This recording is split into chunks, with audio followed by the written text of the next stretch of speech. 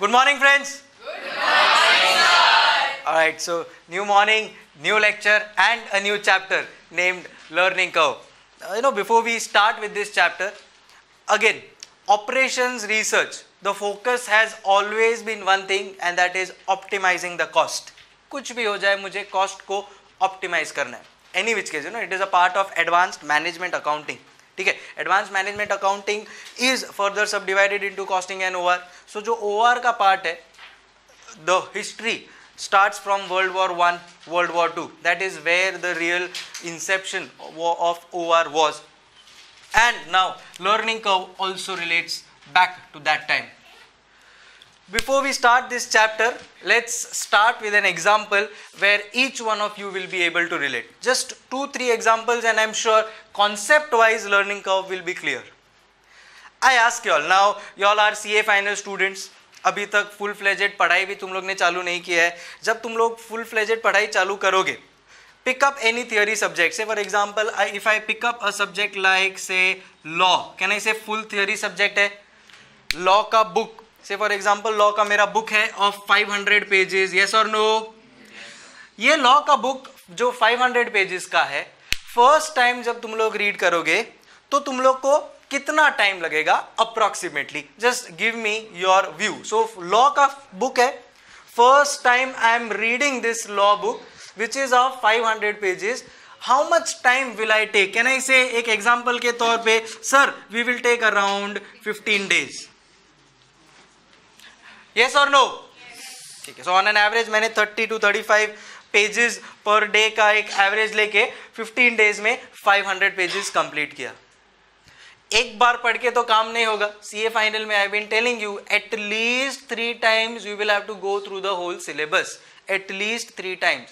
So start getting engaged right now with the studies. So 500 pages first time पढ़ा तो sir 15 days लगा. Yes और no?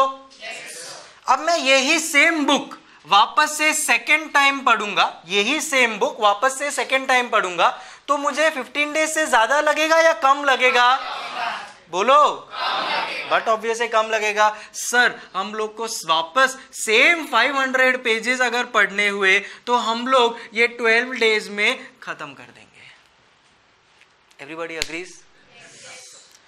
Same book मुझे वापस से पढ़ना हुआ, सेम बुक मुझे वही पूरा 500 पेजेस वापस से पढ़ना हुआ. आप मुझे बताइए 12 से ज्यादा दिन लगेगा या कम दिन लगेगा? कैन आई से कम दिन लगेगा? यस और नो? यस. 10 डेज में कंप्लीट हो जाएगा. This is what the concept of learning curve is. As you do a particular same activity again and again, there is a learning that is happening which ensures that the time duration taken reduces to a certain level. आई बात समझ में? समझो ये chair बनाना है अपने को, ये table बनाना है, बेंच बनाना है. समझो एक अपना कोई कारपेंटर को बुलाया, वो कारपेंटर जब फर्स्ट टाइम ये टेबल को बनाएगा तो उसको ये टेबल बनाने को 10 hours लगेगा. ठीक है, एक अज्यूम किया मैंने, उसको ये बेंच बनाना है, टेबल बनाना है. ये बेंच बनाने को वो कारपेंटर को फर्स्ट टाइम बनाना है तब 10 hours लगेगा. उसको मैं बोलता हूं सेम बेंच सेम टेबल वापस से बना, क्या उसको अब सेकेंड टाइम बनाने में 10 hours लगेगा या उससे कम? कैन आई से अप्रोक्सीमेटली 8 hours. जब उसको वापस से वही टेबल बनाना है, कैन आई से उसको और कम टाइम लगेगा, से for example 6 hours. Yes or no? This is what learning curve is. As I do a particular activity again and again, the time duration to do it the next time will reduce. And that reduction is given through a ratio which is called as learning curve. छोटा सा concept भाई समझ में आ गया? क्या अपन लोग यहाँ पे बोल रहे हैं? Yes or no? For example, खाना. समझो तुम लोग कभी खाना बनाओगे, फर्स्ट टाइम खाना बनाओगे, बनाएगी नहीं? मिताली खाना बनाएगी. सो यहाँ पे जब फर्स्ट टाइम तुम लोग खाना बनाओगे तो वो खाना बनाने को जितना टाइम लगेगा एंड वापस से सेम चीज अगर तुम लोग को बनानी है खाने में तो कहना ही से अगर सेम चीज मुझे करनी है तो टाइम रिडक्शन होगा. यस और नो? कहने का मतलब क्या है?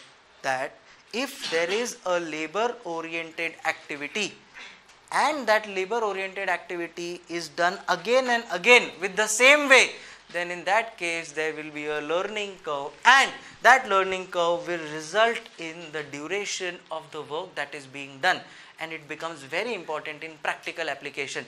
Why and where? I'll give you another example. मेरे पास एक क्लाइंट आया, समझो फॉर एग्जाम्पल मैं टेबल बनाता हूँ. क्या बनाता हूँ? मेरे पास एक क्लाइंट आया और क्लाइंट ने मुझे बोला कि मुझे 4 टेबल चाहिए. कितना टेबल चाहिए? 4 टेबल चाहिए. बराबर है. मैं इमीडिएटली इस टेबल का कॉस्ट निकालना चालू करूंगा. यस और नो? तो मैंने निकाला, चलो मेरा डायरेक्ट मटेरियल पर table I will write down is say ₹1000. Yes or no? तो मेरा 4 टेबल का टोटल कॉस्ट कितना हो जाएगा? बोलो. सर डायरेक्ट मटेरियल है, वेरिएबल कॉस्ट है. वील से दैट एक टेबल का अगर 1000 है, मेरे को 4 टेबल का कॉस्ट फाइंड करना है. Fair enough, very simple. 4000 is the total cost. Any questions anybody? Second, मेरा दूसरा, समझो खाली 2 ही कॉस्ट लगता है, एक डायरेक्ट मटेरियल का और दूसरा डायरेक्ट लेबर का. No other overheads and all that, nothing of that sort. तो दूसरा मेरा लगता है डायरेक्ट लेबर का. ठीक है. लेबर को मैं आर्ली बेसिस पे पे करता हूं. किसके बेसिस पे पे करता हूं? आर्ली बेसिस पे पे करता हूं. तो मैंने मेरे लेबर को जाके पूछा, लेबर ये देख एक नया टाइप का एक तेरे को टेबल बनाने का है, तुझे कितना टाइम लगता है ये टेबल बनाने को? मेरा लेबरर मुझे बोलता है, सर एक टेबल बनाने को, ये वाला टेबल बनाने को मुझे 10 आवर्स लगेगा. कितना टाइम जाएगा? 10 आवर्स. मैं उसको 1 आवर का 100 रुपीज देता हूं. कितना? तो मैं टोटल एक टेबल का उसको कितना दे रहा हूं? 1000. यस और नो? तो यहां पे भी मैं 1000 कर देता हूं, मल्टीप्लाई बाय 4. कितना हो जाता है? 8000 हो गया मेरा टोटल कॉस्ट. बराबर है. से इसके ऊपर मेरा 10% ऑन कॉस्ट प्रॉफिटेबिलिटी है. 8800 is what I quote to my customer. अभी क्लियर विद दिस? बगल में और एक फर्नीचर का दुकान है. बगल में और एक फर्नीचर का दुकान है. यही आदमी वहां पे भी गया और उसको ये सेम टेबल का कॉस्ट वहां पे उसको मिल रहा है विच इज लेस देन 8800. वो वाला बंदा भी 10% ऑन कॉस्ट का ही प्रॉफिट मार्जिन रख रहा है, but still even after earning 10% on cost, that person is able to sell this table at a lower cost. You know why? I'll tell you. Because वो बंदे ने अपने पास से learning curve पढ़ा है. He is a chartered accountant. Maybe this person is not. देखते हैं कैसे. मेरा 4000 का जो टेबल का कॉस्ट है वो तो लगना ही है, उसमें वो कुछ नहीं बचाएगा. बट यहाँ पे अब वो लर्निंग का अप्लाई करता है. वो क्या सोचता है, एक टेबल बनाने को, फर्स्ट टाइम टेबल बना रहे हैं तो 10 आवर्स लगा, जब वापस से वो टेबल बनाएगा तो 10 आवर्स लगेगा. क्या अपन लोग ने तो यहाँ पे अज्यूम कर लिया कि वो 40 आवर्स लेने वाला है. 40 आवर्स इंटू 100 के हिसाब से मेरा 4000 आया था. अभी अंडरस्टैंडिंग? बट यहाँ पे जब मैं लर्निंग का अप्लाई करता हूँ तो मैं बोलता हूँ अच्छा फर्स्ट टेबल बनाने को 10 आवर्स, सेकेंड टेबल बनाने को प्रॉबेबली 8 आवर्स, थर्ड टेबल बनाने को 7 आवर्स एंड फोर्थ टेबल बनाने को से 5 आवर्स लगेगा. तो टोटल उसको 40 आवर्स लग ही नहीं रहा है जो मैंने इधर डायरेक्टली प्रोपोर्शनेट कर दिया था. मेरे को यहाँ पे से 30 आवर्स लग रहा है. अब 30 आवर्स के हिसाब से मैं उसको आर्ली बेसिस पे तो 100 ही दे रहा हूँ, तो टोटल कितना हो गया? यहाँ पे मैं 3000 मेरे कॉस्ट में ऐड करता हूँ, टोटल हो गया 7000. ऐड 700 का प्रॉफिट, 7700 में वो बंदा मुझे बेच रहा है. Even after earning 10% of profit, tell me the person will purchase table from this person और that person, and even though that person is earning a 10% profit. अभी अंडरस्टैंडिंग द कैलकुलेशंस कि यहाँ पे भी इसने क्या कर दिया, प्रोरेट कर दिया. इसने लर्निंग कर्व का इफेक्ट दिया ही नहीं. अरे यहाँ पे मेरे को फर्स्ट टेबल को 10 आवर्स लग रहा है. अब अपना आदत क्या होता है, डायरेक्टली अपन लोग मल्टीप्लाई कर लेते हैं with the number of units. Do we consider this learning curve at all? Unfortunately no. This person has considered that and that gave him an idea that हाँ यार यहाँ पे तो actually number of hours reduce होके हो जाएगा क्योंकि learning curve उसको लगने वाला है. And this concept was applied by him in his practical business and resulted in increased number of consumers. बाजू वाली दुकान में 1100 का डिस्काउंट, 8800 की चीज पे 1100 अप्रोक्सीमेटली इसको कम मिल रहा है, which is a huge amount. So approximately 15% का एडिशनल इसको डिस्काउंट मिल रहा है just by going here. Not that this person is not earning money, this person is also earning 10% profit on cost. He has used the correct fundamentals to value the cost of that table properly. This becomes very important in cost accounting. मेरा अगर मैंने product का costing बराबर नहीं किया है and if my competitor is doing it correctly, then in that case either I will overprice और underprice my product. If I overprice my product, my competitor will take it over, because मेरे को तो same table उतने ही price पे, उससे भी कम price में दे रहा है। Obviously the consumers will go there. Are we clear with the concept of learning curve? Yes or no? Yes. So a simple funda that जितना लेबर काम करेगा ना उतना वो चीज सीख जाएगा, उसको लर्निंग हो जाएगा एंड अकॉर्डिंगली वहां पे उसका रिडक्शन हो जाएगा in the number of hours और duration to do that same amount of work, and that particularly is the concept of learning curve. Yes everybody? Originally this started in the year 1895 में start हुआ था ये, but then there were no scripts के learning curve as such नाम आया हो। Approximately in the I think somewhere around World war 2 is when the real concept of learning curve came out. You have heard of Wright brothers? Wright brothers का नाम सुना है आपने? Aeroplane जिसने invent किया था, राइट ब्रदर्स। यस और no? Wright brothers observed this phenomena that aircraft industry में सबसे पहले learning curve was used throughout the world in the aircraft industry. Aircraft industry में वो लोग ने ये चीज नोट किया क्या कि फर्स्ट एयरक्राफ्ट का एक पार्ट है, तो वो फर्स्ट एयरक्राफ्ट का पार्ट बनाने को एक x नंबर ऑफ आवर्स गया, वही एयरक्राफ्ट का पार्ट बनाने को next time x minus some hours गया, वही बनाने को कुछ और कम आवर्स गया, and that led to this concept of learning curve. First product बनाया, से फॉर एग्जांपल उन्होंने फर्स्ट प्रोडक्ट बनाया, फर्स्ट एयरप्लेन बनाया and it took them 100 hours. समझ रहे हो तुम लोग? टोटल कितना लगा? 100 आवर्स। उन्होंने सेकंड एयरप्लेन बनाया एंड वो सेकंड एयरप्लेन बनाने को खाली 60 आवर्स लगा, तो टोटल 2 एयरप्लेन बनाने को कितना आवर्स लग गया वो लोग को? 160 आवर्स। एवरेज कैन आई से 80 आवर्स लगा वो लोग को। यस और no? Are we understanding? 4 airplane वो लोग ने बनाया तो वो लोग को 256 आवर्स लगा। कितना? 256 टोटल। मतलब 100 फर्स्ट बनाने को, सेकेंड बनाने को 60, थर्ड बनाने को, थर्ड एंड फोर्थ दोनों मिला के बनाने को एक्स्ट्रा 96 आवर्स गया। सो 160 प्लस 96 कितना होता है? 256। अगर मैं इसका एवरेज लूं तो कैन आई से 256 डिवाइड बाय 4 कितना हो गया? 64 hours. Are we understanding? So this is what the pattern was observed by Mr. Wright. He observed this pattern. First plane 100 hours. Second plane बनाने को 60 hours ही लगा मेरे को, तो टोटल 160 हो गया, तो ऑन एन एवरेज 80 hours पर प्लेन लग रहा है।